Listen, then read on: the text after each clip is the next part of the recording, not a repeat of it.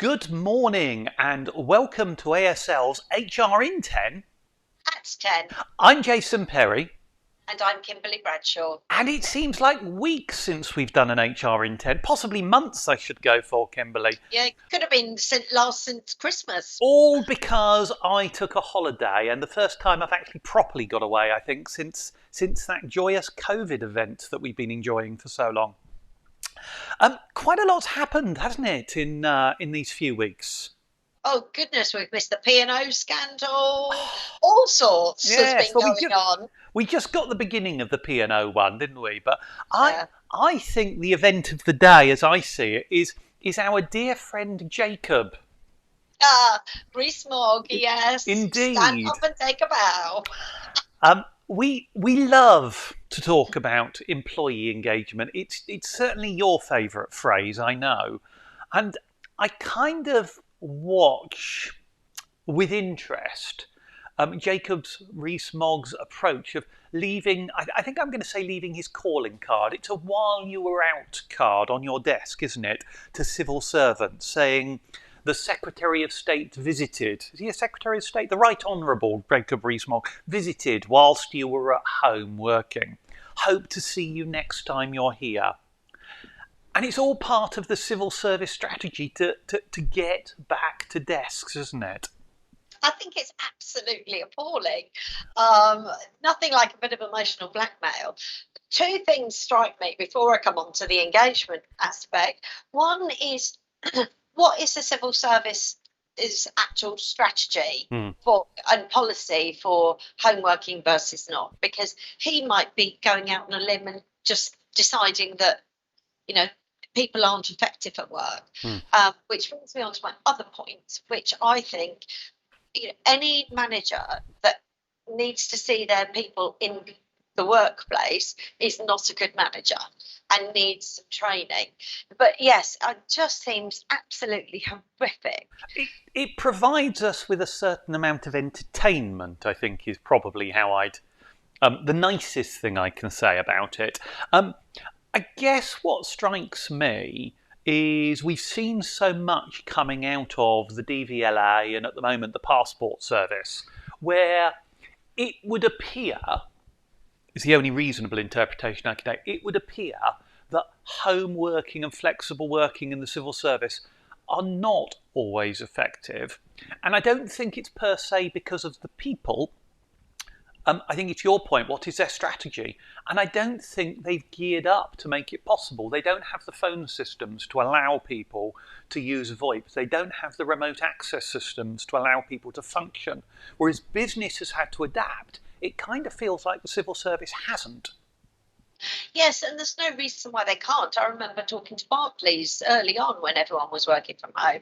And I said, how can you make sure that what you're looking at is secure from anyone else that might be in your house to protect my data? And they said, we've done this, we've done that. And, yes. And also the CIPD have just launched research to say that you get greater productivity. Indeed. Work from home. Indeed. And it's not even that you get greater productivity, it's the direction of travel is shifting as well. So we're seeing more employers saying that the productivity is increasing with home working, and more employers saying that the detriment is lower. So there's a very, very clear direction of travel, isn't there, that's changing? Exactly. But going back to the employee engagement point, the more you engage and involve and, be supportive of your staff in numerous different ways, the better your business will perform and the more, income you will generate or whatever. Yeah. I think there's a really other big thing. There's a piece of research, and I think it's the Open University led this one, that actually showed that employees are more likely to stay with you if you offer flexible or hybrid working. And it's not that everybody wants it. The numbers are probably somewhere around 60 to 75% of people want some form of it. But if you don't offer it, you're going to struggle to retain, aren't you?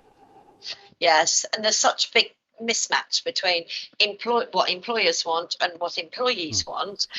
And we'll talk about the staff shortages, I'm sure, at the moment, but Yes. The difference has got to be met. Yes. Otherwise, people are going to, employers are going to lose their staff. The big thing that strikes me in all of this, and I've been saying, got to be 18 months now, that I think what happens as a result of this, I don't even want to call it a COVID crisis anymore, because it's kind of veering into a Ukraine crisis now as we keep moving through this period. But as we've gone through this period of time, this isn't about what the regulations say employers are going to have to offer in the form of flexible working. This is about the market. If you don't respond to what employees expect, they will vote with their feet and they'll get a job elsewhere, and you will struggle to attract and retain people. And I think it's that simple as we move forward over the next few years. Absolutely. Yeah, that's kind of a good point to move on, actually. A slightly different tack, because we're often talking about how buoyant the economy is as we're coming out of this crisis. And there's a bit of data coming out from ACAS that's perhaps not very cheery. No. You've obviously seen the numbers, but we're looking at an increase in redundancies ahead. The number of employers that are expecting to make redundancies within the next 12-month window. And there's a difference on scale of company. Those employers, larger ones, we're expecting to see, is it 30%?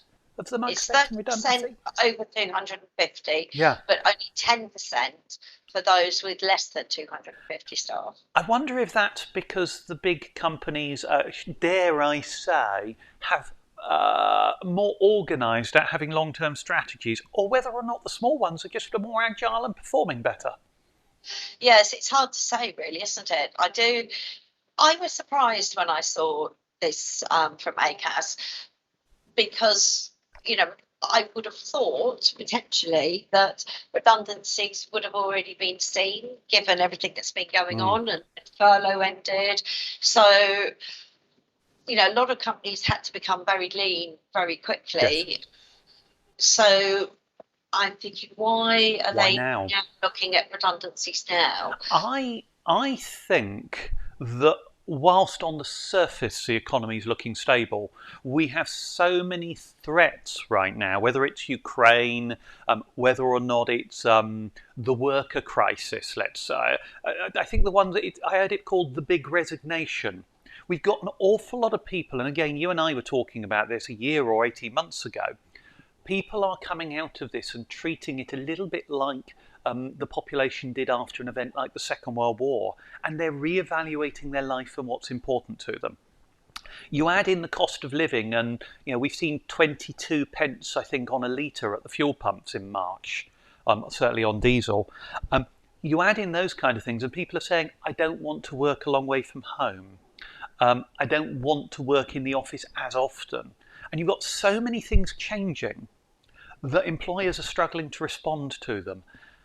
And the really interesting one, I think it's you that mentioned it to me, a business you and I both know of quite well. And I'm going to say we know of affectionately because we both enjoy being a customer of theirs, who good, profitable, successful business, who sadly are going to close. Due to lack of staff. Yes. They just can't find the staff. And, what that says to me is at the moment we've got a situation of high employment, struggling to recruit people, and then we've got coming up potentially mass redundancies.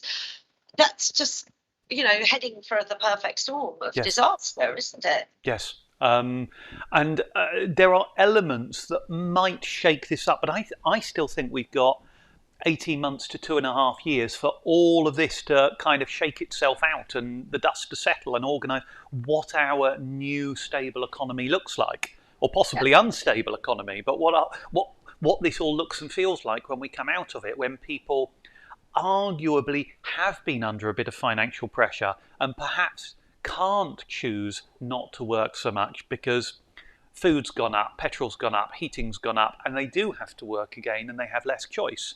And there's a lot of things that are going to change, but equally the supplier chain for businesses, we're about to see, as Shanghai goes into lockdown again, yet another container shortage, and we're going to see huge pressure on business with them unable to fulfill orders again. And I still think we have a significant period of struggle, and it is the business, the organisation that is agile and dynamic with its HR, with its employee engagement, that is going to attract, retain, and grow, isn't it?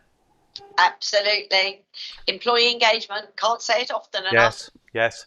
Well, do you know, we've about run out of time, but I'm delighted we've ended on employee engagement. HR in 10 and a half today. Yay! It's wonderful to be back again after that few-week break. So for now, goodbye, but we will see you again same time next week. Goodbye. See you next week. Thanks for watching. Bye-bye.